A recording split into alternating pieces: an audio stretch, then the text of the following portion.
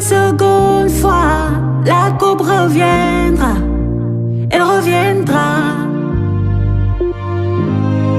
Pour une seconde fois, manco Ndam, Ndam. Day Ndam ñuy shine, bow duñu dara. Ci kanamu yi gaynde, vous ne pouvez que bavarder. Ben la wonte doyul, coupe lañu soxla waa ñëwal. Gaynde yee wara jawle, bébé, détenteur du trophée, bébé.